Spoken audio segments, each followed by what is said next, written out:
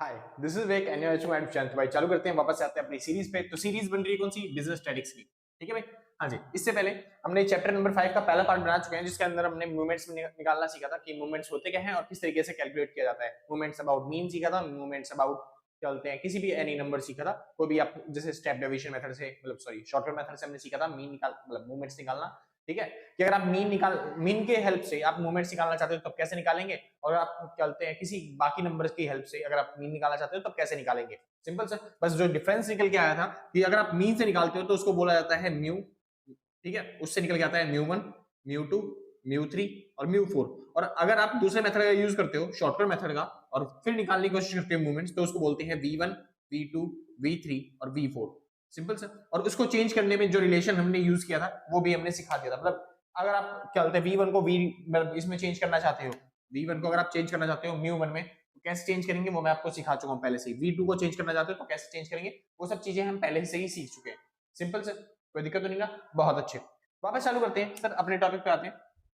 उसी को आगे बढ़ाते हुए आज चैप्टर खत्म करेंगे मूवमेंट्स का, मतलब दूसरा पार्ट है मूवमेंट्स का जो हम करने वाले हैं। ठीक है, तो चैप्टर नंबर 5 ही चल रहा है मूवमेंट्स का। लेकिन इस बार मूवमेंट्स के अंदर, अच्छा ये चीज बीकॉम प्रोग्राम में चाहे बीकॉम में वो सबके लिए एप्लीकेबल है। बस आपका जो सेमेस्टर है वो थर्ड, फोर्थ या फिर फिफ्थ में होना चाहिए आपका। आप आराम से देख सकते हो। सिंपल सब, मेरे को पता है सर मई में आपके एग्जाम आने वाले हैं, तो क्या बोलते हैं मई में कोशिश करने की जल्दी जल्दी खत्म हो जाए, अप्रैल तक के एंड में खत्म हो जाएंगे, क्योंकि सीरीज बड़ी है और उसके साथ साथ पोस्ट अकाउंटिंग की भी सीरीज बन रही है जो कि आपके एग्जाम्स में आएगी फोर्थ सेमेस्टर के अंदर। ठीक है, तो दोनों सीरीज आप देख सकते, दोनों सीरीज जो है वो आप आराम से देख सकते हो। हाँ बस कुछ बच्चों की कंप्लेंट रहती है कि सर मैं थोड़ा सा ना जल्दी जल्दी बोलता हूँ। वो बात क्या है ना सर, मेरी गंदी आदत पड़ गई थोड़ी सी, मैं एनिमे देखने लग गया, और एनिमे देखने लग गया तो फिर मैं ऐसा ही हो गया कि जल्दी जल्दी बोलना चालू कर दो या फिर स्पीड में चल देखना चालू कर दो, क्योंकि जल्दी जल्दी टाइम और भी चीजें करनी होती है ना, और भी काम चल रहे हैं हमारे फिलहाल, तो इस वजह से। और अगर यूट्यूब की वीडियो देखने लग गया तब तो बहुत ज्यादा गंदी आदत है कि मैं दुगनी स्पीड में वीडियो देख रहा हूँ यूट्यूब की। ठीक है, अब पता नहीं तुम में से कितनों की आदत होगी ऐसी, मेरी आदत ऐसी हो गई है कि दुगनी स्पीड पे देखता हूँ। और बल्कि ना ऐसा हो गया कि यूट्यूब की वीडियो में दुगनी स्पीड पे देख रहा हूँ तब भी ऐसा लगता है यार भाई साहब ये इतना स्पीड में क्यों जा रही है, मतलब इतनी धीमे धीमे क्यों जा रही है, और स्पीड में होनी चाहिए, 4 गुना 5 गुना स्पीड होती है ना, तो फिर मजा सा आता, तो जल्दी जल्दी खत्म हो जाती। तो इस वजह से मेरी भी थोड़ी सी आदत ऐसी बन गई कि मैं जल्दी जल्दी बोल रहा हूँ और आपको सब जल्दी जल्दी समझना पड़ रहा है। चलो कोई दिक्कत नहीं। बस जो बच्चे लग रहा है ना कि मैं जल्दी जल्दी बोल रहा हूँ भाई, तो वो मेरे को पर लगता है कि वो 1.5 पे या फिर 1.7x पे या फिर 2 पॉइंट पे सीख रहे होंगे, मतलब कि दुगनी स्पीड में चला के चल रहे होंगे यूट्यूब चैनल। तो सर उससे मेरे व्यूज तो बनते नहीं है, तो इस वजह से मैं कोशिश करूंगा कि आराम आराम से बोलूं। और थोड़ा सा आप कोशिश करना कि ना, अगर आपको लग रहा है कि मैं जल्दी जल्दी बोल रहा हूँ तो आप थोड़ा सा स्लो कर लेना अपनी जो स्पीड है। यूट्यूब पे जाके वहां पे ऑप्शन आता है 0.75 पे भी चला सकते हो, अगर आपको नॉर्मल भी आपको लगता है कि मैं जल्दी जल्दी बोल रहा हूँ तो। सिंपल सर, चलिए वापस समझते हैं इस तरह अपना टॉपिक। और एक चीज और सर, क्योंकि आपका जो चैप्टर है ना वो बहुत ज्यादा बड़ा है, अगर आप यूट्यूब पे खुद जाके सीखोगे ना, मूवमेंट्स हो गया, कर्टोसिस हो गया, या फिर क्या बोलते हैं स्क्यूनेस हो गया, आप खुद देखोगे लोगों ने प्लेलिस्ट बना रखी है पूरी पूरी, 10-10 वीडियो बना रखे हैं खाली मूवमेंट्स को समझाने की, या फिर स्क्यूनेस समझाने की, या फिर कर्टोसिस, या फिर ये सब चीजें समझाने की। एक एक चैप्टर के ऊपर 10-10 वीडियोस आपको मिल जाएंगी, मतलब एक प्लेलिस्ट आप एक चैप्टर तब समझ पाओगे जब आप लगातार 10 वीडियोस देखोगे, 10 वीडियोस की प्रैक्टिस करोगे। तो वो सारा मेरे को थोड़ा क्या बोलते हैं आपको छोटे तरीके से समझाना, ताकि आपके सिलेबस के हिसाब से जल्दी कंप्लीट भी हो जाए, क्योंकि मेरे को पता है एग्जाम्स के पहले आएंगे कुछ बच्चे और जल्दी जल्दी कंप्लीट करने की सोचेंगे। तो इस वजह से मैं थोड़ा सा छोटा करके समझा रहा हूँ कि जल्दी जल्दी टॉपिक कवर कर पाऊँ आपको, और सारे टॉपिक समझा भी पाऊँ। सिंपल सा, तो इस वजह से थोड़ा सा हो रहा है हाँ चीज जल्दी जल्दी मेरे को लगता है, तो आप आराम से देख लोगे, समझ गए आप। ठीक है, इतने तो होशियार हो आप। फिलहाल शुरू करते हैं। टॉपिक का नाम आता है भाई शेफर्ड मेथड। अब ये शेफर्ड सर क्या है और शेफर्ड मेथड क्या लेके आए हैं ये लोग, क्या क्या समझाना चाहते हैं इसके बाद। देखो आपने सीधी बात है, आपने मूवमेंट्स निकालने सीखे थे। क्या निकालने सीखे थे? मूवमेंट्स। अब मूवमेंट्स हमने निकाले थे किसके हेल्प से? मीन की हेल्प से। यानी मूवमेंट कैसे निकालते थे? जो भी एक्स था उसमें से मीन माइनस करना था और उसको डिवाइड कर देना था किससे? नंबर से। सिंपल सा। अगर फ्रीक्वेंसी दे देते तो यहाँ पे सिग्मा एफ आ जाता और यहाँ पे आ जाता सिग्मा एफ। सिंपल ना। अगर म्यू टू की बात करते हैं तो म्यू टू कैसे निकलता था? एक्स माइनस में मीन और उसके बाद उसका स्क्वायर कर देना है, फ्रीक्वेंसी से मल्टीप्लाई करके टोटल करके सिग्मा एफ से डिवाइड कर देना है। सिंपल ना। जैसे आप निकालते थे ना वेरिएंस, उसी तरीके से निकलता है बस खाली, यानी कि वेरिएंस की तरह ही होता है। वेरिएंस की तो फॉर्मूला है भाई, एक्स माइनस में क्या बोलते हैं मीन। अब ये लो, एक्स माइनस में मीन हुआ करता था, इसको बोलता था छोटा एक्स। इसलिए आप देखोगे जब भी मैंने फॉर्मूले यूज किए हैं, मैंने यूज किया है सिग्मा एफ छोटा एक्स। ये जो छोटा एक्स का मतलब क्या कह रहा हूं मैं? छोटा एक्स मतलब होता है एक्स में से मीन घटा दो, समझ में, अपॉन में सिग्मा एफ। ऐसे यहाँ पे जब मैंने फॉर्मूला यूज किया होगा तो सिग्मा एफ एक्स का स्क्वायर अपॉन में सिग्मा एफ यूज किया होगा। ये एक्स स्क्वायर मतलब क्या है? छोटा एक्स। छोटा एक्स मतलब क्या होता है? मीन में, मतलब एक्स में से आपको मीन माइनस करना है और उसका आपको क्या कर देना है? स्क्वायर। तो इसके निकल जाता है एक्स स्क्वायर छोटा वाला। सिंपल। तो म्यू थ्री के लिए आपको क्या करना होता है? सिग्मा एफ एक्स माइनस में मीन और इसका आपको क्या करना है? क्यूब और डिवाइड बाय सिग्मा एफ। हाँ जी, यानी कि अगर देखना चाहो तो सिग्मा एफ छोटा x का क्यूब बटे में सिग्मा f, ये फॉर्मूला बन गया आपका। और म्यू 4 के लिए सेम वही फॉर्मूला, सिग्मा f x की पावर 4 अपॉन में सिग्मा f, सिंपल से। तो ये फॉर्मूले थे मूवमेंट, मतलब सारे के सारे मूवमेंट्स निकालने के लिए, मूवमेंट्स 1, मूवमेंट 2, मूवमेंट 3 और मूवमेंट 0, मतलब मूवमेंट्स 4, सिंपल सा। जिसमें ऐसे हमको पहले से ही पता है। अच्छा, एक म्यू 0 भी होता है, म्यू 0 की वैल्यू जो होती है ना, वो हमेशा क्या आती है 1, सिंपल से। चलिए, क्योंकि यहाँ पे पावर में देखो, यहाँ पे पावर में क्या है 1, यहाँ पे पावर जो होती है वो 4 होती है, यहाँ पे पावर कितनी है 3, यहाँ पे पावर कितनी है 2, यहाँ पे पावर कितनी है 1, लेकिन यहाँ पे पावर कितनी रहेगी 0, क्योंकि म्यू 0 निकाल रहे हैं। तो इस वजह से किसी की पावर अगर 0 होती है तो आंसर क्या आता है 1। तो म्यू 0 की वैल्यू हमेशा 1 होती है, म्यू 1 की वैल्यू हमेशा 0 होती है, ठीक है सर। ये आपको याद रखना पड़ेगा। ये मीन के हिसाब से अगर आप निकालते हो तब की बात बता रहा हूं। अगर आप किसी अदर नंबर के हिसाब से निकालते हो जिसमें आपका v1 v2 v3 v4 निकलता है, तो वहां पे आपका आंसर जरूरी नहीं है कि यहाँ पे 0 आएगा, सिंपल। चलिए वापस चलते हैं सर टॉपिक पे। तो ये सब हमने निकालना सीख लिया, लेकिन आपने एक चीज नोटिस करी, आपने एक चीज नोटिस करी हो, अगर हम इंडिविजुअल सीरीज का यूज करके थे, जैसे कि x की वैल्यू 2 4 6 8 मान लो 10, इस तरीके से कोई वैल्यू अगर हम इसका यूज कर रहे हैं, तो यहाँ पे एग्जैक्ट नंबर का यूज किया जा रहा है। यानी कि अगर मैं जो डेरिवेशन ले रहा हूं, यानी कि जो छोटा x निकाल रहा हूं, यानी कि x में से मैं मीन माइनस कर रहा हूं, तो मीन मैं एग्जैक्ट वैल्यू में से एग्जैक्ट मीन माइनस कर रहा हूं, सिंपल ना, कोई दिक्कत नहीं। समझिए दोबारा, अगर हम दूसरी सीरीज ले लेंगे, फ्रीक्वेंसी एरे सीरीज, जिसको आप डिस्क्रीट सीरीज भी बोलते हो, यहाँ पे होगा 10 20 30, या फिर मान लो 35 दे दिया आपको, 37 दे दिया आपको, ठीक है, 43 दे दिया, 2 5 9 2 1 4, इस तरीके से कोई आपको डाटा दे दिया, ठीक है। तो मेन चीज आपको क्या नोटिस करनी है, यहाँ पे जो एक्स वेरिएबल मैं लेके चल रहा हूं, वहां पे एक स्पेसिफिक वैल्यू है, और उसी स्पेसिफिक वैल्यू के हिसाब से हमने क्या निकाला है, अपना मीन निकाला है, मीडियन निकाला, जो भी हम मीन निकाला है इस मेथड के अंदर, ठीक है। तो मीन जो है वो कति एग्जैक्ट है, मतलब पूरा पूरा एग्जैक्ट मीन निकल के आया हमारा, सिंपल ना, ठीक। लेकिन अगर आप नोटिस करोगे, जो दूसरी सीरीज आती है इसके अलावा, यानी कि डिस्क्रीट और जो इंडिविजुअल सीरीज है, इसके अलावा दूसरी सीरीज कौन सी, जो आपकी कॉन्टिन्यूअस सीरीज आती है, अगर आप नोटिस करोगे वहां पे होता है 0 से 10, 10 से 20, 20 से 30, 30 से 40 और 40 से 50, कुछ इस तरीके का डाटा होता है, कुछ इस तरीके का डाटा होता है। ये क्लास इंटरवल हो गई और ये फ्रीक्वेंसी हो गई। तो अगर आप नोटिस करोगे यहाँ पे कुछ इस तरीके का डाटा है, और जब हम मीन निकालने जाते हैं, तो क्या मीन निकालने के लिए हम क्या सारी वैल्यू यूज करते हैं 0 से लेकर 10 तक की? नहीं, हम मीन निकालने के लिए इनका मिड वैल्यू की हेल्प से निकालते हैं मीन। यानी मिड वैल्यू निकालने के लिए जैसे कि 5 15 25 35 और 45 45, मतलब अब मिड वैल्यू, अब ये वही सीरीज बन जाती है x और f मान के, जैसे हमने डिस्क्रीट सीरीज को किया था वैसे कर लेते हैं, समझ? यानी कि हम पूरी 0 से लेकर 10 तक की कोई भी अगर डाटा हो तो हम उसको मान के नहीं चलते। फॉर एग्जांपल मान लो जो मैं कह रहा हूं, यहाँ पे फ्रीक्वेंसी कितनी है 2, फ्रीक्वेंसी 2 का मतलब क्या है, इसके अंदर कोई जो डिजिट है वो 2 बार रिपीट हुई है, मतलब जो इंडिविजुअल सीरीज के हिसाब से समझते हैं।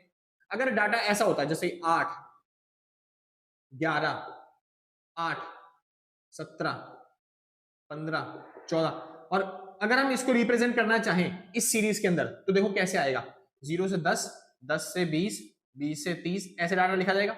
0 से 10 के बीच की वैल्यू कितनी है, यहाँ पे एक की वैल्यू ये रही, एक वैल्यू ये रही, यानी 2 वैल्यू है। 10 से 20 के बीच में कितनी वैल्यू है, 1 2 3 4, 4 वैल्यू है। इस तरीके से रिप्रेजेंट किया जाएगा। यानी कि यहाँ पे तो वैल्यू है 8 8, 0 से 10 के बीच में यहाँ पे कितनी वैल्यू है, यहाँ पे 8 8 वैल्यू है, एग्जैक्ट वैल्यू अगर देखी जाए तो 8 है।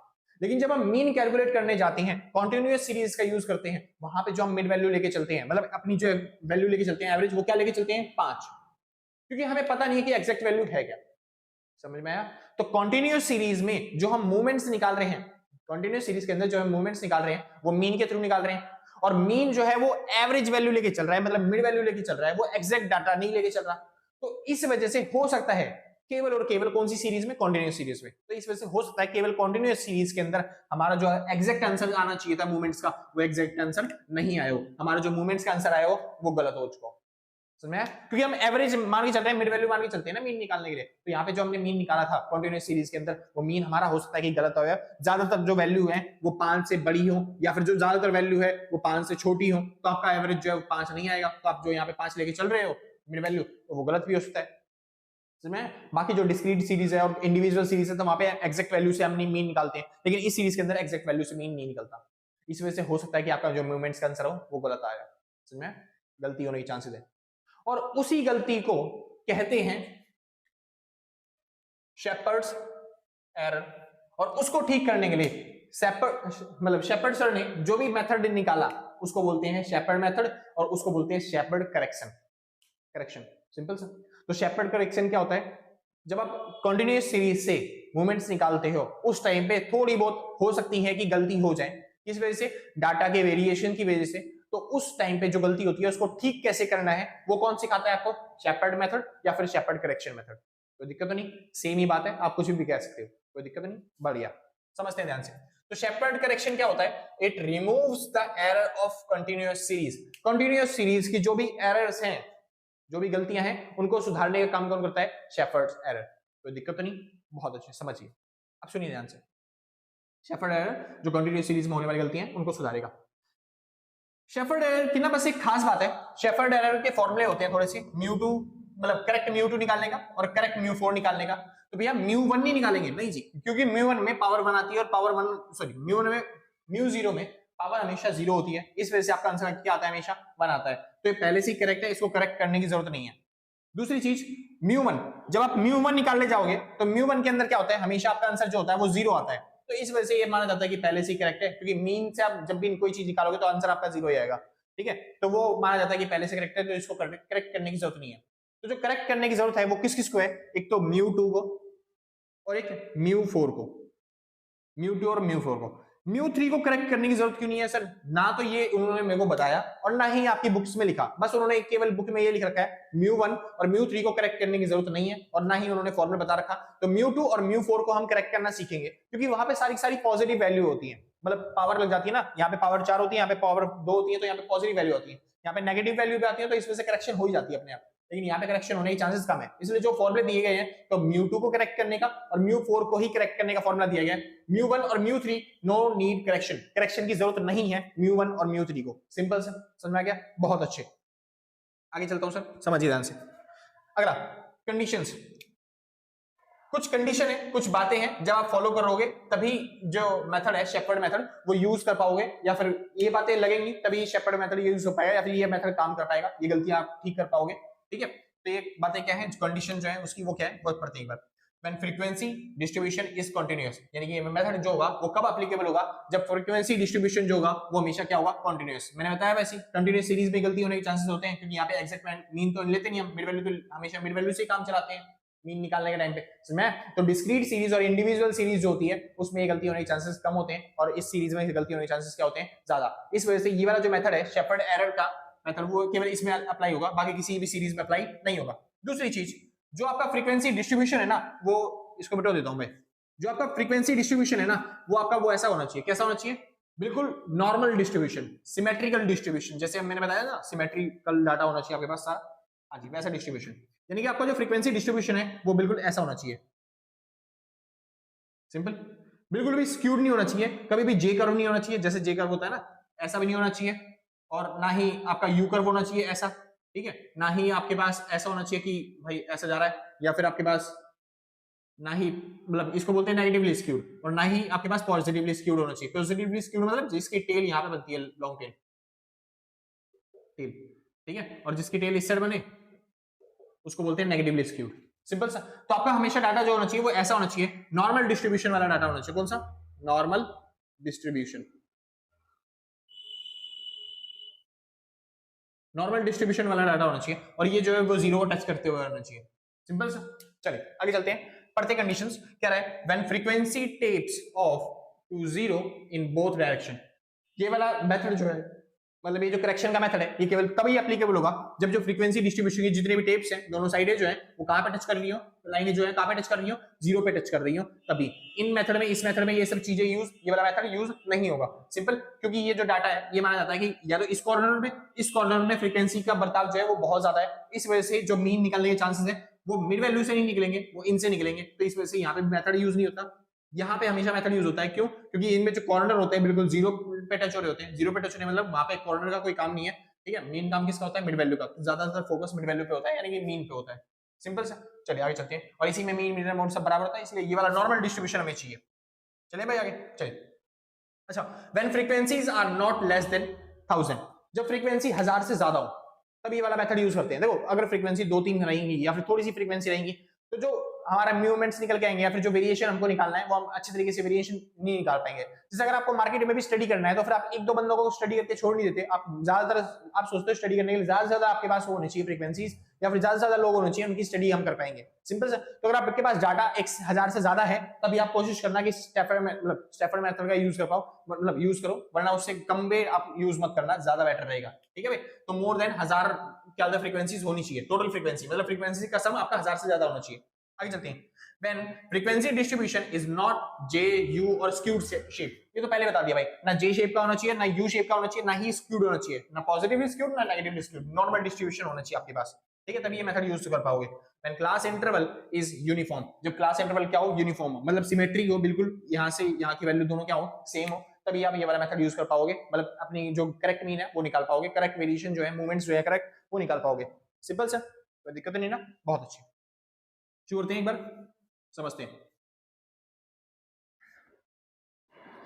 तो मैंने क्या बताया सर, जो मूवमेंट्स 1 है और मूवमेंट्स 3 है उसको करेक्ट करने की जरूरत नहीं, जो आपका मूवमेंट्स आ गया वही है, उसको चेंज करने की जरूरत नहीं, बस आप किसको करेक्ट करोगे, μ2 को और μ4 को। एक बार चेक कर लो भाई, रिकॉर्ड हो गया नहीं हो रहा। हाँ भाई, केवल अगर आप, अरे ये तो फोकस बिगड़ रहा है यार बार बार। हाँ भाई श्योर है, चलिए। तो आपको μ2 और μ4 को ही हमेशा चेंज करना है, मतलब करेक्ट बनाना है, बाकी दोनों को करेक्ट बनाने की जरूरत नहीं है। चलिए क्वेश्चन चेक करते हैं एक बार फटाफट से, क्या है। अच्छा, ये फॉर्मूला समझा दो एक बार। फॉर्मूला में कहता है पहले आपको μ2 निकालने के लिए, करेक्ट μ2 निकालने के लिए क्या करना पड़ेगा, जो μ2 को होगा अनकरेक्ट वाला उसको 1/12 से डिवाइड करना है और मल्टीप्लाई कर देना है c²। ये c का मतलब क्या है, c मतलब होता है क्लास इंटरवल, क्लास इंटरवल। अब इसकी जगह बुकों में आपके आई लिखा होगा या फिर एच लिखा होगा, तो समझ जाना सेम ही बात है, ठीक है भाई। चलिए, और यहाँ पे क्या करना पड़ेगा, μ4 करेक्ट निकालने के लिए क्या करना पड़ेगा, जो μ4 अनकरेक्ट वाला है उसमें से माइनस करना है हाफ ऑफ द c² और मल्टीप्लाई कर देना है किससे, μ2 अनकरेक्ट वाले से, और फिर प्लस कर देना है 7/240 और उसका मतलब कि 4 निकालना है आपको, क्या चीज, किसका, जो आपका क्लास इंटरवल है उसका। चलिए एक बार सॉल्व करते हैं फटाफट से और निकालते हैं, सॉल्व करते हैं। कह रहा है apply Sheppard correction method, find out the corrected values of moments where class interval is 10। Class interval कितना दे रखा है, 10। μ1 दे रखा है, μ2 दे रखा है, μ3 और μ4 दे रखा है। चलिए जी, तो सबसे पहले μ1 निकालते हैं। μ1 कितना दे रखा है आपको, 0, और मैंने बताया था μ1 को करेक्ट करने की जरूरत नहीं है, तो μ1 आपका मतलब जो करेक्ट है वो कितना आ गया, 0 ही आ गया, उसको चेंज करने की जरूरत नहीं है। फिलहाल μ2, अब μ2 हमें क्या निकालना है, करेक्ट वाला, और करेक्ट वाला μ2 कैसे निकलता है सर, इसका फॉर्मूला क्या, जो आपका इनकरेक्ट वाला μ2 है, कौन सा, अनकरेक्ट वाला जो μ2 है, उसमें आप माइनस कर दोगे 1/12 c का स्क्वायर, सिंपल। अब एक बार सॉल्व कर लेते हैं। अनकरेक्ट वाला μ2 कितना है आपका, 254, तो 254 में आपको माइनस कर देना है, 254 में से माइनस कर देना है 1/12 और किसका स्क्वायर, c का स्क्वायर। c कितना था भाई, कॉमन वैल्यू, मतलब क्या बोलते हैं, क्लास इंटरवल कितना था, 10, तो 10 का स्क्वायर मल्टीप्लाई कर देना है। तो एक बार सॉल्व कर लेते हैं, 254 माइनस में 100/12, सिंपल सर। एक बार इसको सॉल्व कर लेते हैं। 100 को अगर डिवाइड करेंगे 12, अरे यार कहाँ गया कैलकुलेटर, ऐसे टाइम बर्बाद होता है कैलकुलेटर। हाँ भाई श्योर है, चलिए। तो अब क्या करना है, 100 को डिवाइड करना है किससे, 12 से, और जो आपका आंसर आया उसको माइनस कर देना है किससे, आपका आंसर आया 8.333 और उसको माइनस कर देना है किससे, 254 से, तो 254 से उसको घटा देंगे तो आपका आंसर आ जाएगा भाई,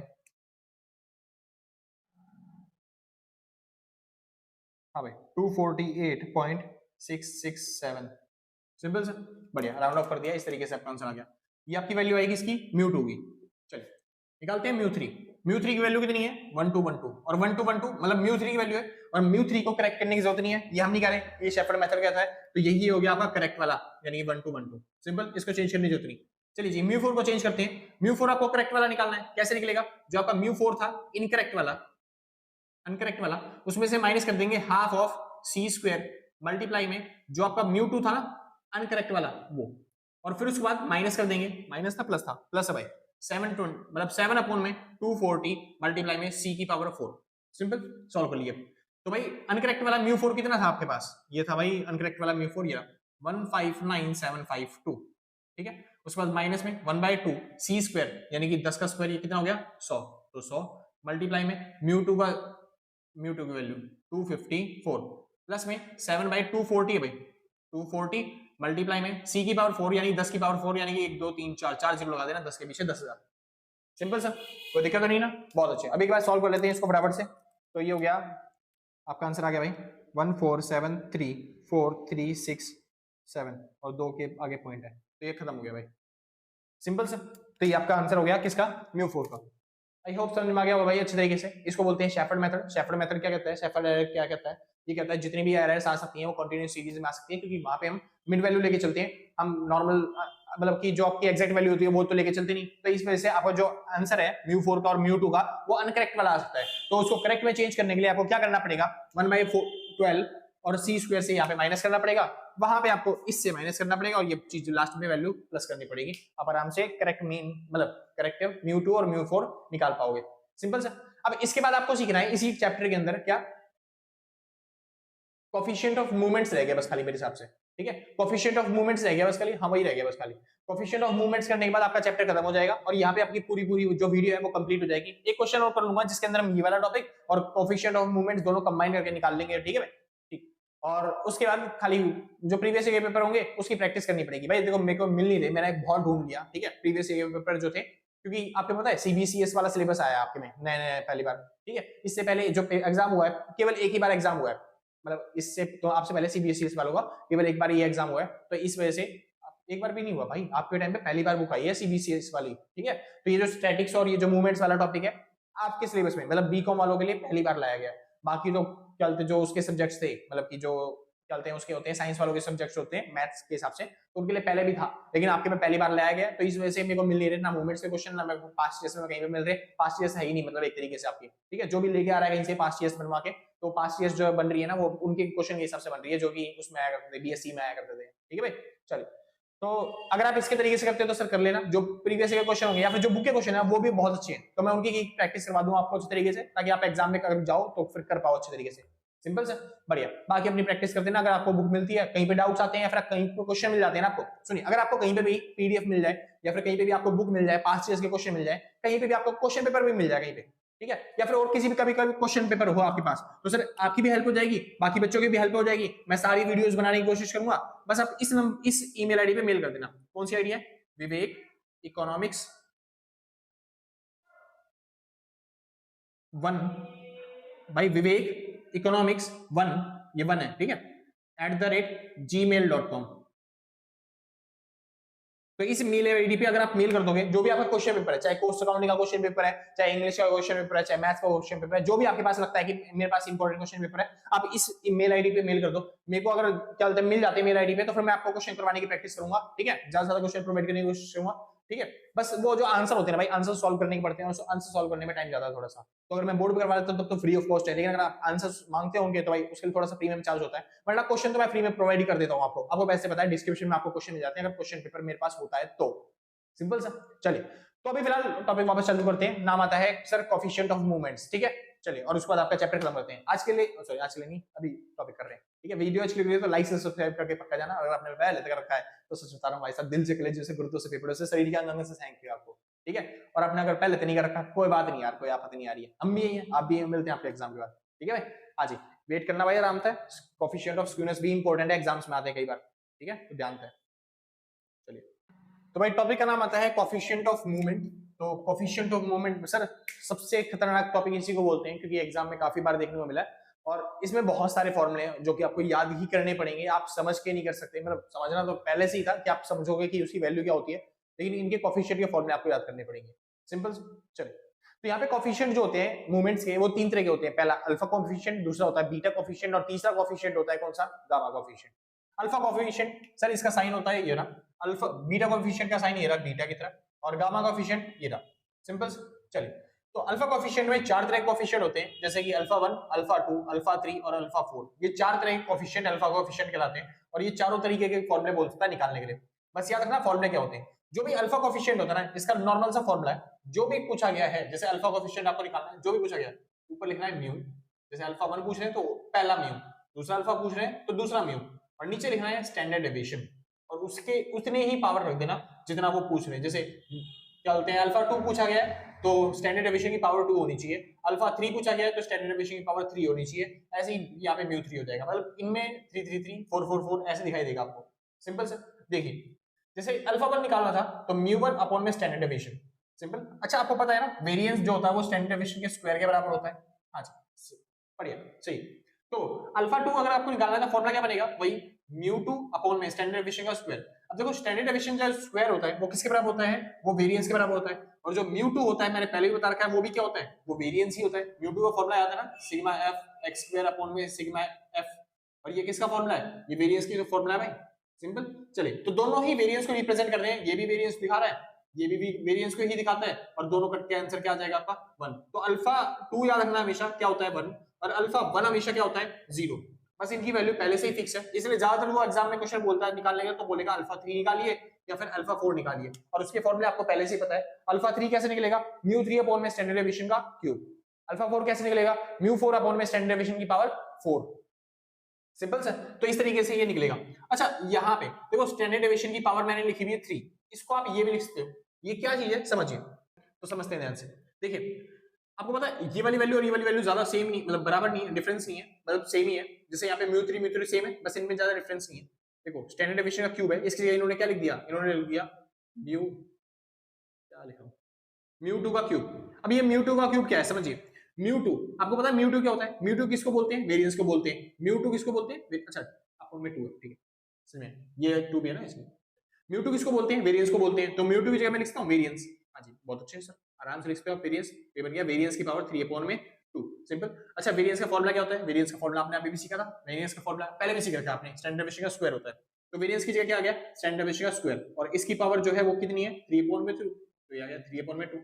देखो 2 से 2 गिर गया, ये हो गया स्टैंडर्ड डेविएशन की पावर 3। तो सेम ही बात होती है, चाहे आप इसको लिख लो चाहे आप इसको लिख लो। मैं तो कहता हूं ज्यादातर ये वाला याद रखना भाई, सबसे बेटर होता है। म्यू 3 की मतलब अल्फा 3 कैसे निकलता है, कोएफिशिएंट ऑफ मोमेंट्स के अंदर अल्फा 3 कैसे निकलेगा, जो म्यू 3 होगा उसको डिवाइड कर देना किससे, स्टैंडर्ड डेविएशन की पावर जो है 3 से। ठीक है सर, सेम ऐसे ही अल्फा 4 को आपको कैसे निकाल लोगे, तो अल्फा 4 कैसे निकलेगा, जो म्यू 4 होगा आपको डिवाइड कर देना है स्टैंडर्ड डेविएशन की पावर किससे, 4 से। अब स्टैंडर्ड डेविएशन की पावर 4 मतलब मैं लिखता हूं स्टैंडर्ड डेविएशन की पावर अगर 4 है तो मैं लिखता हूं ये वेरिएंस का स्क्वायर है, ये जो वेरिएंस होता है वो स्टैंडर्ड डेविएशन का स्क्वायर होता है ना, तो इसको तो ऐसे लिखा जा सकता है ना भाई, जैसे कि स्टैंडर्ड डेविएशन की पावर 2 इसकी पावर 2, क्योंकि पावर के ऊपर पावर होती है, पावर मल्टीप्लाई हो जाती है तो वापस बन जाएगा स्टैंडर्ड डेविएशन की पावर। और स्टैंडर्ड डेविएशन की पावर जो 2 है इसको बोलते हैं हम वेरिएंस, तो ये हो गया वेरिएंस का स्क्वायर। तो ये सीधी बात है, वेरिएंस की पावर स्टैंडर्ड डेविएशन की पावर 4 बोल दो या फिर जो वेरिएंस है उसका स्क्वायर बोल दो। वेरिएंस क्या होता है, म्यू 2 की वैल्यू। Simple sir. तो ये फॉर्मूले हैं जो आपको याद करने ही पड़ेंगे, आपको मतलब समझने, मतलब ऐसा नहीं है कि इन दोनों में कोई मैच हो जाएगा या फिर अल्फा बीटा एक जैसा हो जाएगा या फिर गामा से कोई रिलेट हो जाएगा। अल्फा अलग चीज होती है, अलग कंसेप्ट होते हैं, उसके फॉर्मूले अलग होते हैं। जो बीटा होता है उसके फॉर्मूले अलग होते हैं, और जो गामा होता है उसके फॉर्मूले अलग होते हैं, आपको याद करने पड़ेंगे, आप कुछ कर ही नहीं सकते इसके अंदर। तो फॉर्मूला क्या है अल्फा का, अल्फा का फॉर्मूला होता है जो भी अल्फा निकालना है आपको उसका मूवमेंट ऊपर लिखना है और नीचे लिख देना है स्टैंडर्ड डेविएशन। सिंपल। चल उसका उतनी पावर के साथ, ठीक है आगे चलते हैं, बात आती है बीटा कोफिशिएंट। अब ये बीटा कोफिशिएंट क्या है, बीटा केवल 2 ही होते हैं, बीटा 1 और बीटा 2। तो भैया बीटा का यूज कहां पे होता है, देखो अल्फा आपको पता है बहुत सिंपल सा है, आपने याद कर लिया। बीटा अगर आप यूज जान लो ना तो आप आराम से याद कर सकते हो इसके फॉर्मूले, क्योंकि बहुत ज्यादा इंपॉर्टेंट जो है ना इन तीनों में से वो बीटा ही है, बीटा ही सबसे ज्यादा यूज किया जाता है। तो बीटा की बस 2 ही वैल्यू है, बीटा 1 और बीटा 2। और जो बीटा 1 है ना वो यूज किया जाता है सर स्क्यूनेस निकालने के लिए, आपने चैप्टर पढ़ लिया ना स्क्यूनेस वाला, तो स्क्यूनेस निकालने के लिए क्या यूज किया जाता है, बीटा 1 का यूज किया जाता है। बीटा 1 ही बताता है क्या जो कर्व है वो स्क्यूड है या फिर नहीं है, और बीटा 1 कैसे निकलता है, वही फॉर्मूला जो म्यू 3 है उसकी पावर का स्क्वायर और जो म्यू 2 है उसकी पावर का क्यूब। बस सिंपल फॉर्मूला है, यहाँ पे 2 3 लिख रहे हैं, यहाँ पे 3 2 लिख रहे हैं, सिंपल सर खत्म काम। तो मतलब कि बीटा 1 का फॉर्मूला क्या है, बीटा 1 का फॉर्मूला है म्यू 3 का स्क्वायर अपॉन में म्यू 2 का क्यूब। सिंपल, बस इस तरीके से याद कर लेना, फॉर्मूला खत्म। बीटा 2 कैसे निकलता है, बीटा 2 अच्छा बीटा 2 जो हेल्प करता है वो निकालने में हेल्प करता है कुर्तोसिस। याद है जब हम कुर्तोसिस मतलब कुर्तोसिस कर रहे थे तब उस टाइम में मैंने बोला था नॉर्मल तरीके से कुर्तोसिस कर लेते हैं, लेकिन जब बीटा 2 आएगा, मतलब जो कोएफिशिएंट ऑफ मूवमेंट्स बताऊंगा तो आगे कर ही लोगे आप आराम से। तो समझना जो बीटा 2 होता है उससे निकलता है कुर्तोसिस, मतलब कुर्तोसिस फाइंड आउट करने में हेल्प करता है कि कुर्तोसिस की वैल्यू क्या है। तो आपको पुराना वाला बड़ा वाला मेथड निकालना नहीं पड़ेगा कि कुर्तोसिस का आप इतना बड़ा फॉर्मूला लगाओगे, इसमें हाँ जी आप छोटे से तरीके से निकाल सकते हो कुर्तोसिस, अगर छोटी वैल्यू दे भी रखी है तो ठीक है, पूरा डाटा देने की जरूरत भी नहीं होगी उसे। तो बीटा 2 कैसे निकलता है, वही सिंपल तरीका जो आपने पहले भी यूज किया था, जैसे कि म्यू 4 अपॉन में म्यू 2 का स्क्वायर। अब म्यू 2 की जगह अगर आपको वो दे दे चलते हैं वेरिएंस, तो म्यू 2 किसको बोलते हैं, वेरिएंस को ही बोलते हैं, तो आप यहाँ पे लिख दोगे वेरिएंस का स्क्वायर। हाँ जी, अगर वेरिएंस की जगह आपको बोल दे स्टैंडर्ड डेविएशन दे रखा है तो आप स्टैंडर्ड डेविएशन की पावर क्या लिखोगे 4। सिंपल सर, बस वही तरीके हैं जैसे पहले तरीका था, लैम्डा 4 जैसे मतलब अल्फा 4 जैसे निकला था ना, सेम उसी तरीके से आपका ये भी निकलता है अल्फा 4। अरे ये रहा हाँ अल्फा 4 जैसा प्रकार निकला था, सेम ऐसे ही वही निकलता है बीटा 2। सिंपल सा। तो इसलिए कहते हैं बीटा 2 किसके बराबर होता है, हमेशा अल्फा 4 के बराबर होता है। और जो बीटा 1 होता है वो किसके बराबर होता है, वो जो आपका अल्फा 2 होता है ना उसके स्क्वायर के बराबर। हाँ मेरे को पता है इसका रिलेशन उसके साथ कुछ रिलेशन नहीं है, बस वो याद रखना अल्फा जो बीटा 1 है वो किसके बराबर होता है, वो अल्फा 2 के स्क्वायर के बराबर होता है। सिंपल सा। ये फॉर्मूले ये रिलेशन आपको याद रखने पड़ेंगे। बीटा 1 इसके बराबर होता है, बीटा 2 इसके बराबर होता है अल्फा 4 के। ठीक है, तो बीटा 1 किसके बराबर होता है, जो आपका अल्फा 1 जो आपका अल्फा 2 होता है उसके स्क्वायर के बराबर, और जो बीटा 2 है वो किसके बराबर होता है, जो अल्फा 4 होता है उसके बराबर होता है। सिंपल से बढ़िया। ये आपका बीटा याद हो गए, मतलब दोनों बीटा होते हैं, फर्स्ट बीटा और सेकंड बीटा। फॉर्मूले आपको याद ही करने पड़ेंगे, रिलेशन आपको याद ही करने पड़ेंगे, कुछ नहीं कर सकता मैं इसके अंदर।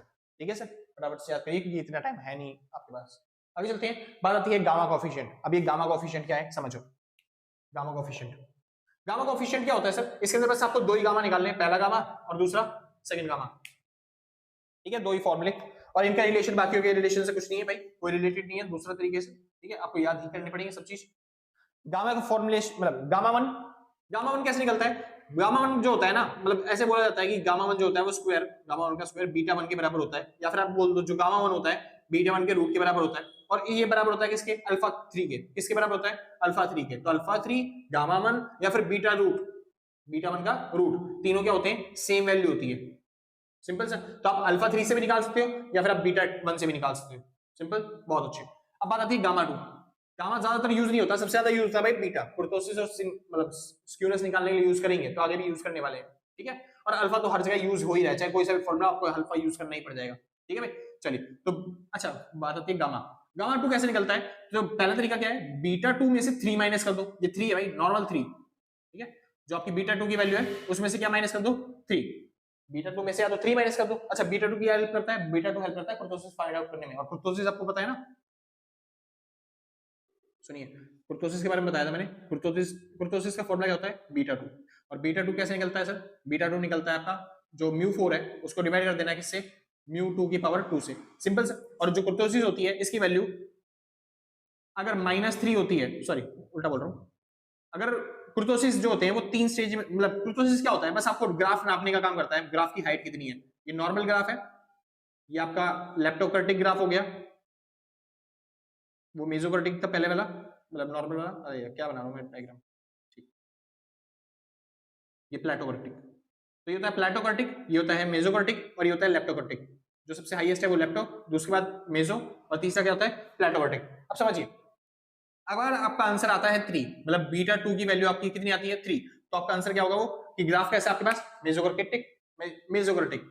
अगर आपका बीटा 2 की वैल्यू जो होती है वो 3 से ज्यादा होती है तो ग्राफ कैसा बनेगा आपका, लेप्टोकर्टिक। और बीटा 2 की वैल्यू अगर आपकी 3 से कम होती है, ठीक है, तो आपका जो ग्राफ बनेगा वो कैसा बनेगा, आपका जो ग्राफ बनेगा वो कैसा बनेगा, प्लेटोकर्टिक। सिंपल सा। हाँ जी, सेम इसी तरीके से आपको बीटा 1 में हेल्प मिलेगी। जो बीटा 1 होता है वो किसको रिप्रेजेंट करता है, बीटा 1 दिखाता है किसको, बीटा 1 किसको दिखाता है भाई, स्क्यूनेस को। ठीक है, बीटा 1 किसको दिखाता है, स्क्यूनेस को। तो बीटा 1 जो होता है ना वो निकलता है कैसे, वो निकलता है भैया म्यू, आ गया फॉर्मूला, ये रहा भाई, बीटा 1 के बताते हैं भाई, म्यू 3 का स्क्वायर अपॉन में म्यू 2 का क्यूब। ठीक है, ये फॉर्मूला है बीटा 1 का। और जो बीटा 1 है वो स्क्यूनेस दिखाता है। स्क्यूनेस में क्या याद रखना है, अगर आपका आंसर, मतलब बीटा 1 का आंसर अगर आपका 0 आ रहा है तो आपका जो ग्राफ है वो कैसा बनेगा, वो बनेगा नॉर्मल डिस्ट्रीब्यूशन। कैसा बनेगा, नॉर्मल डिस्ट्रीब्यूशन, मतलब सिमेट्रिक ग्राफ बनेगा।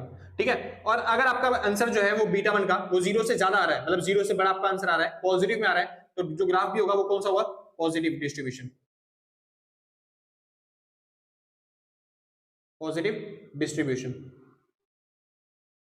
स्क्यूनेस होगा इसके अंदर कौन सा, पॉजिटिव स्क्यूनेस। ठीक है भाई। और दूसरा बीटा 1 का आंसर अगर आपका 0 से कम आता है तो उसको बोलते हैं नेगेटिव डिस्ट्रीब्यूशन या फिर नेगेटिव स्क्यूनेस। सिंपल। इस तरीके से हेल्प करता है बीटा 1 और बीटा 2। आपको याद करने पड़ेंगे सारे फॉर्मूले, बीट मतलब गामा 1 का, गामा 2 का दूसरा फॉर्मूला क्या है, जो म्यू 4 होता है आपको उसमें से माइनस करना है 3 म्यू 2 का स्क्वायर और डिवाइड कर देना है म्यू 2 के स्क्वायर से। सिंपल। मुबारक हो, आपके फॉर्मूले हो गए खत्म। बस एक बार वैल्यू करते हैं, मतलब न्यूमेरिकल्स करते हैं और फटाफट सॉल्व करके खत्म करते हैं। फॉर्मूले को सर मैं कुछ हेल्प नहीं कर सकता, आपको याद ही करने पड़ेंगे, और आप इतना सा याद नहीं कर सकते ना फिर तो कोई फायदा नहीं सर आपका बीकॉम सेकंड ईयर में होने का। ठीक है, 12वीं में तुम इतने बड़े बड़े नंबर लेके आते थे, 90% कोशिश करते थे लाने की, तुम इतने से हेल्प नहीं कर रहे, मतलब तुम इतने अपने आप के लिए इतनी सी मेहनत नहीं कर पा रहे कि आप इतने फॉर्मूले याद ना कर पाओ छोटे से, सिंपल सा। और उसके बाद फॉर्मूले तो समझाई दी भाई, अल्फा का हो गया, बीटा का हो गया, बस थोड़ा सा फॉर्मूला जो जोड़ देना है भाई, दिमाग लगाना है, वो गामा पे करना है, क्योंकि गामा वाला फॉर्मूला जल्दी से न्यूमेरिकल आएंगे नहीं इसके गामा के, ठीक है, तो फिर आपको याद रखना पड़ेगा कि गामा, एक दो बार आ गया तो फिर आपका पेपर छूट जाएगा ना, इस वजह से तो गामा का ही आपको याद रखना है। बीटा के जो एग्जांपल है वो मैं करवाता रहूंगा, न्यूमेरिकल्स आते रहेंगे उसके, क्योंकि उसके अंदर भी यूज हो रहा है बीटा जो है, ठीक है, किसके अंदर, स्क्यूनेस और कुर्तोसिस के अंदर, तो जब आप न्यूमेरिकल की प्रैक्टिस करोगे तो उसके अंदर होता रहेगा आपकी रिवीजन। और जो अल्फा वाले हैं वो तो बहुत ईजी है, आपको याद भी करनी करोगे तो भी आपको याद रहेंगे, सिंपल सा। बस आपको तो थोड़ी सी मैथ करनी है, वो गामा के फॉर्मूले पर करनी है, गामा के रिलेशन के ऊपर करनी है, ताकि आप कर पाओ आराम से सवाल जितने भी हैं, ठीक है भाई। हाँ जी, कॉन्फिडेंस आपका अच्छा रहे। चलिए फिर आंसर करते हैं। आंसर कह रहा है द वैल्यूज ऑफ μ1 μ2 μ3 μ4 की वैल्यूज दे रखी है, 0 9.2 3.6 और 122, ठीक है, 122 रिस्पेक्टिवली। कह रहा है find out the skewness and kurtosis of the distribution, आपको स्क्यूनेस और कुर्तोसिस निकालना है, डिस्ट्रीब्यूशन के निकालते हैं। स्क्यूनेस कैसे निकलता है सर, स्क्यूनेस निकलता है बीटा 1 से। अब बीटा 1 कैसे निकलेगा, बीटा 1 का फॉर्मूला होता है μ2 का क्यूब, सॉरी उल्टा हो गया, μ3 का स्क्वायर अपॉन में μ2 का क्यूब, सिंपल सर। चलिए अब एक बार सॉल्व करना चालू करते हैं और फटाफट से आपका आंसर निकालते हैं। तो आपको क्या करना है, μ3 का स्क्वायर, μ3 कितना है 3.6, तो आपको 3.6 का स्क्वायर करना है। μ2 क्या होता है वेरिएंस, जो कि कितना है 9.6 का आपको क्या करना है क्यूब। अब बस इसको सॉल्व कर लो, आपका आंसर आ जाएगा। जैसे कि हमको क्या करना है 3.6 का स्क्वायर, आपका आंसर आ गया कितना 0.01464, लगभग इतना, ठीक है। और अब देख लो ये जो आपका आंसर है ये क्या है, ये है 0 से कहां क्या, बीटा 1 के हिसाब से 0 देखना है ना, तो 0 से देख लो असल आंसर बड़ा है 0 से छोटा है। हाँ जी, आपका आंसर 0 से बड़ा है तो इसको क्या बोलेंगे हम, इसको बोलेंगे पॉजिटिवली स्क्यूड।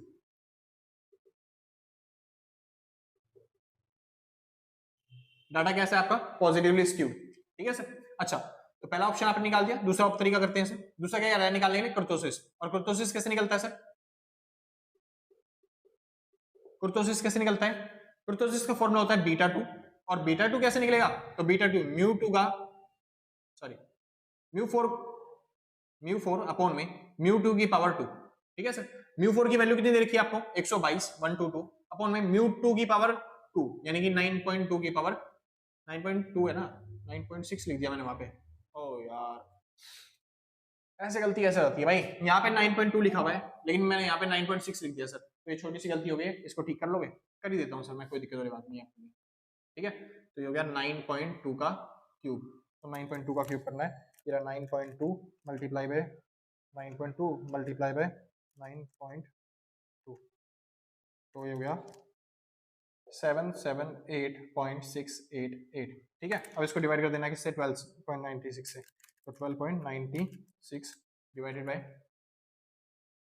778.688, चलिए तो आपका आंसर जो आ रहा है वो आ रहा है 0.016643337, ठीक है भाई।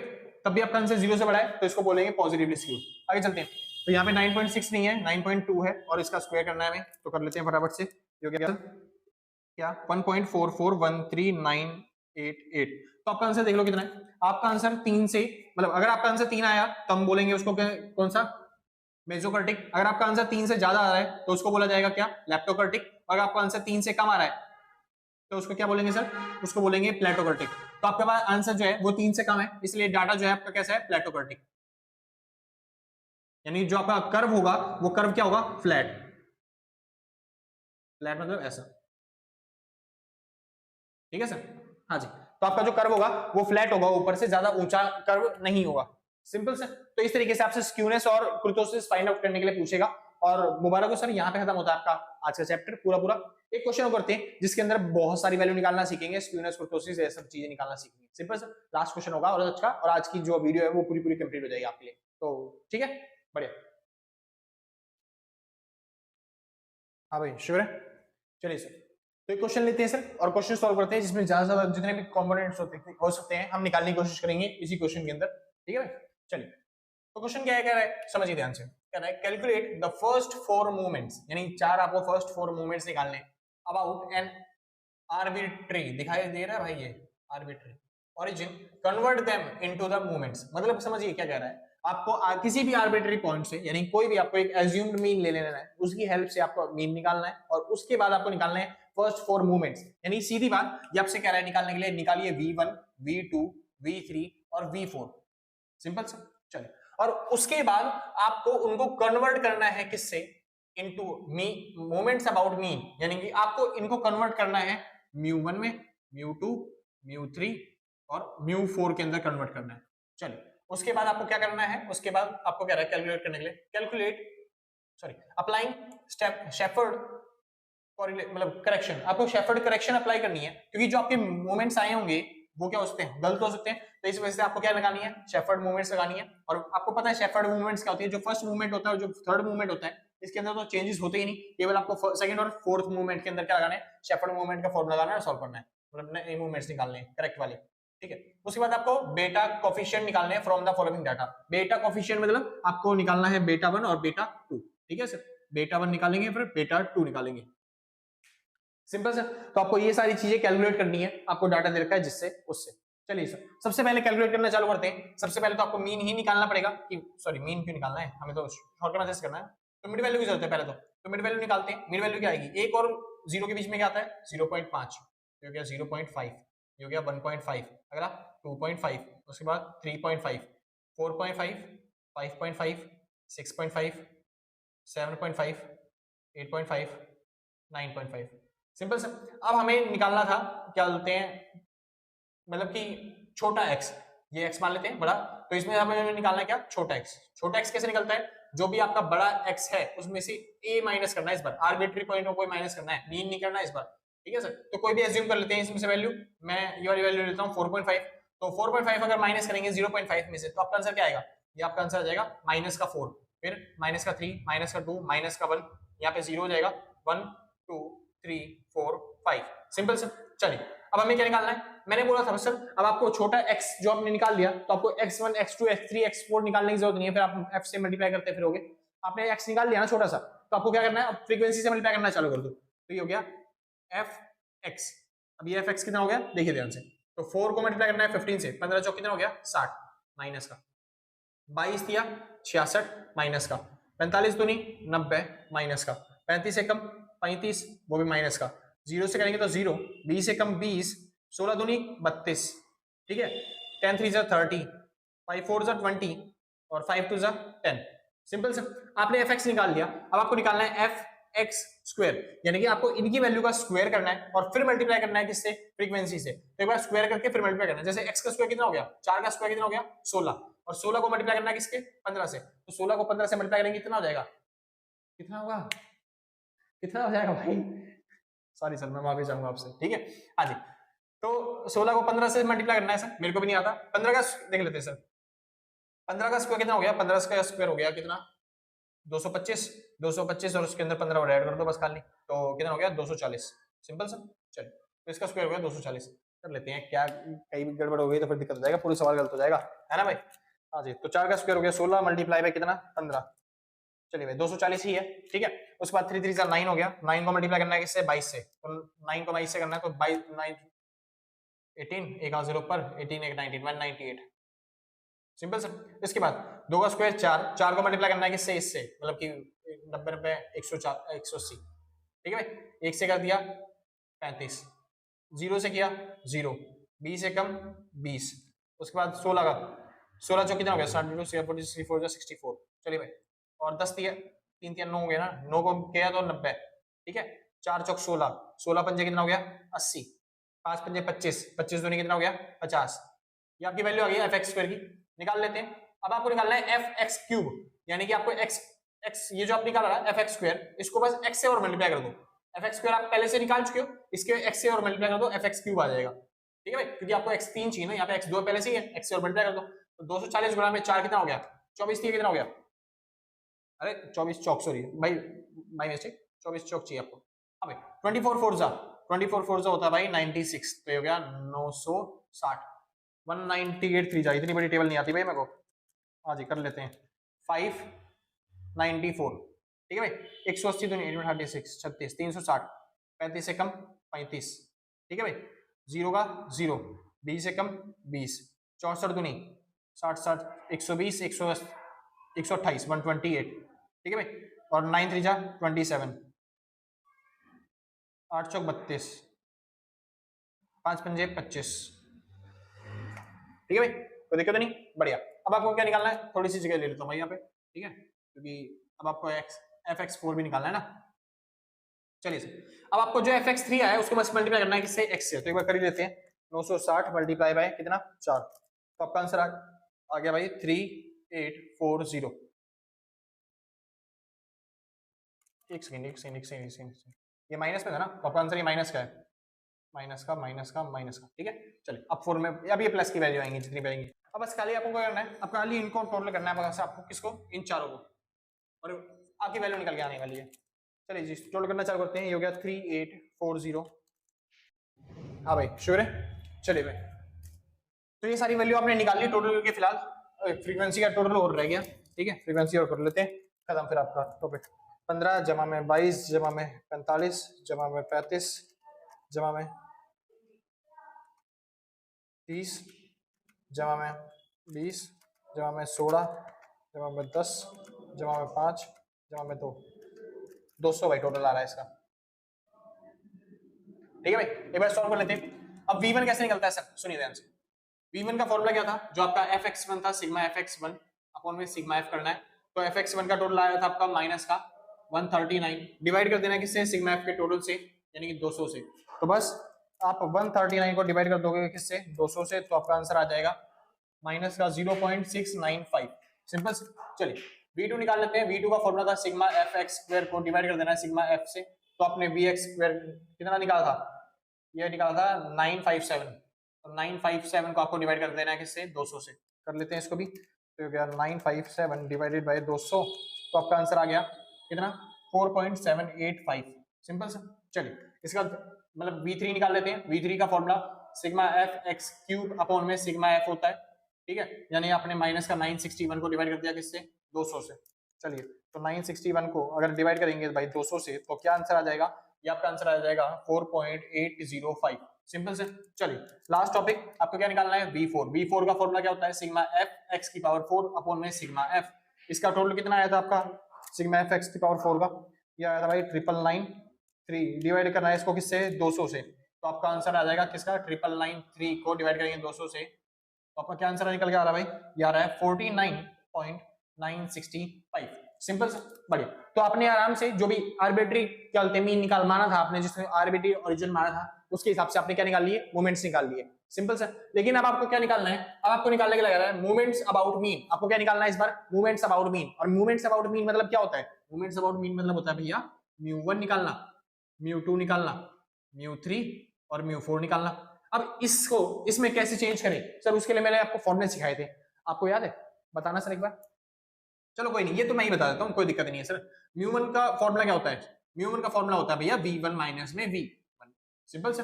तो v1 कितना दे रखा है 0.695, माइनस करना है 0.695, और आपका आंसर क्या आ जाएगा 0, क्योंकि μ1 की वैल्यू हमेशा क्या होती है 0, सिंपल सर। चलिए अच्छा v2 का फॉर्मूला सर, बहुत सिंपल सा फॉर्मूला, बहुत सिंपल, मैं बता देता हूँ, कोई दिक्कत वाली बात नहीं, आपसे नहीं पूछ रहा मैं।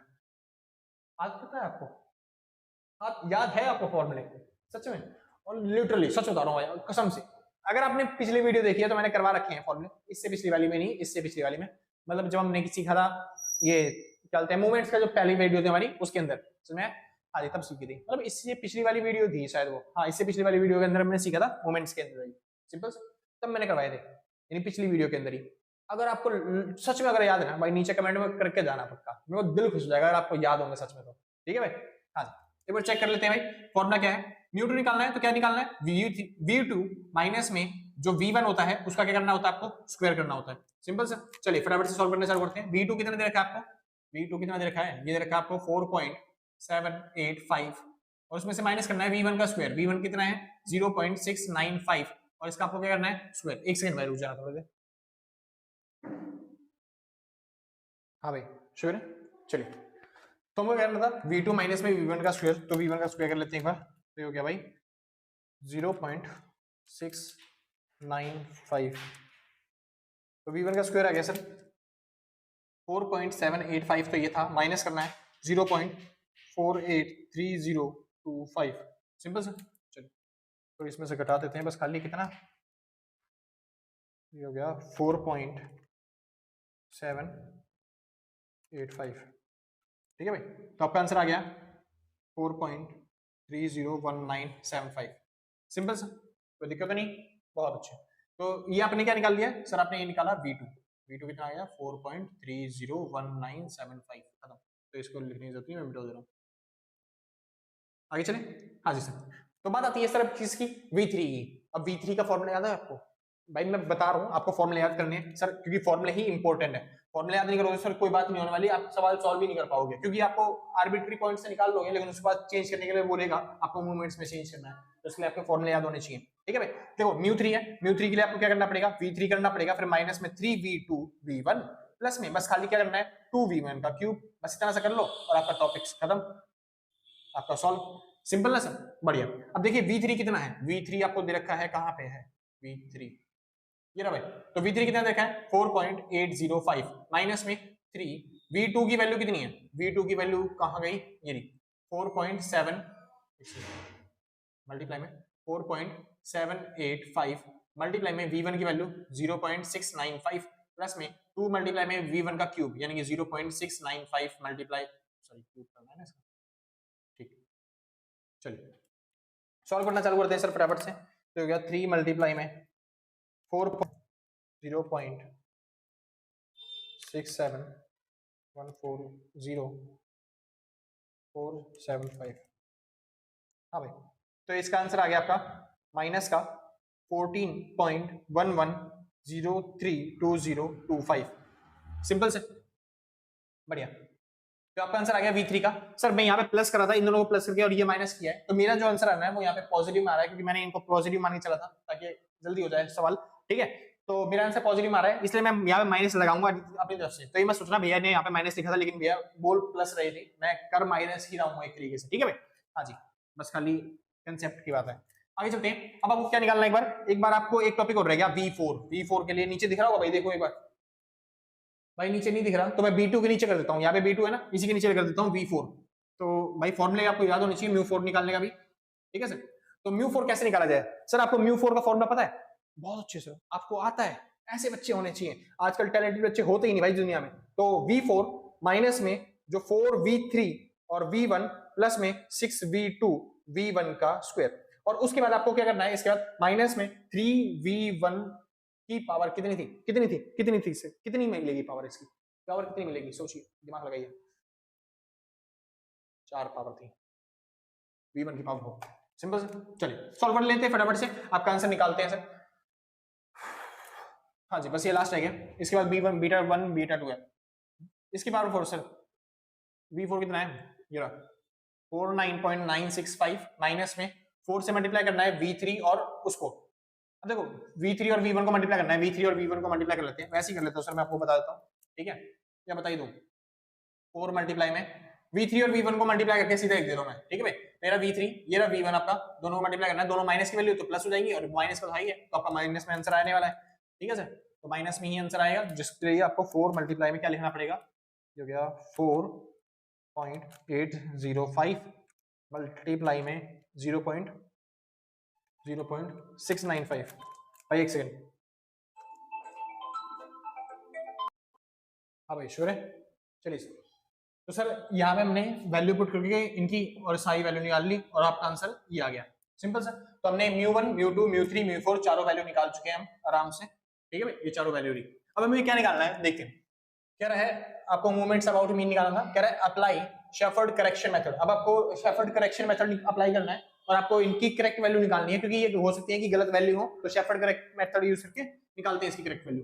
शेफर्ड करेक्ट मेथड के हिसाब से सर μ1 को चेंज करने की जरूरत नहीं है, क्योंकि वो पहले से ही चेंज होता है, और μ3 को भी चेंज करने की जरूरत नहीं है, क्योंकि वो नेगेटिव के हिसाब से आराम से चेंज होता ही है पहले से। आपको जो चेंज करना है, करेक्ट जो करना है, वो किसको करना है? μ2 को, और आपको जो करेक्ट करना है वो किसको करना है? μ4 को। एक बार देख लो भाई, नीचे वाली वैल्यू दिखाई दे रही है? थोड़ी सी जगह है सर, यहीं पे हम निकाल लेते हैं सर करेक्ट μ2। तो करेक्ट μ2 का फॉर्मूला क्या होता है सर? जो आपने μ2 निकाला था पहले से ही, उसमें से माइनस कर दो 1/12 IQ मतलब, या फिर आप कह सकते हो मतलब C स्क्वायर, I स्क्वायर मतलब C स्क्वायर भी कह सकते हो, कोई फर्क नहीं पड़ेगा उससे। चलिए अब इसको सॉल्व कर लेते हैं। μ2 कितना था आपका पहले जो सही वाला आया था? यह था 4.301975 माइनस में 1/12, और C स्क्वायर करना है। C मतलब क्या होता है? जो इनका डिफरेंस था, कितने का डिफरेंस था? 0 और 1 के बीच में डिफरेंस है कितने का? 1 का है, तो 1 का स्क्वायर आ गया यहाँ पे।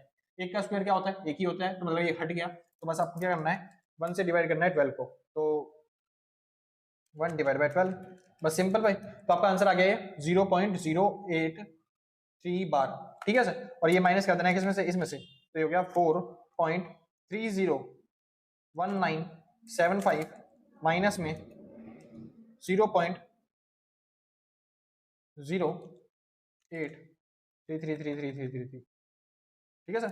चलिए, तो आपका आंसर कितना आ गया है?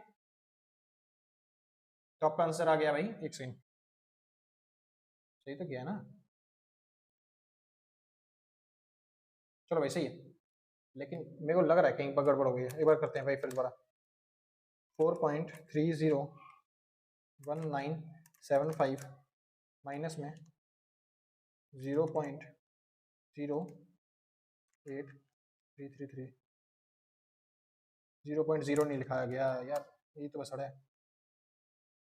4.301975 माइनस में 0.08333।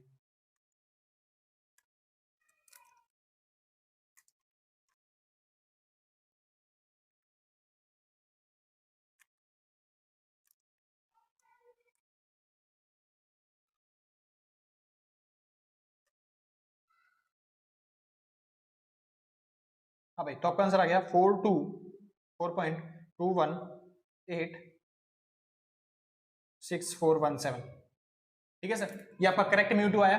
करेक्ट म्यू फोर निकालते हैं सर। करेक्ट म्यू फोर निकालने का फॉर्मूला क्या है सर?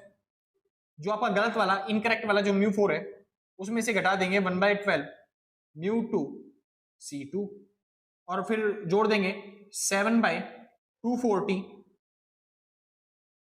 C4। सिंपल सर, और कुछ तो नहीं लगेगा ना, ठीक।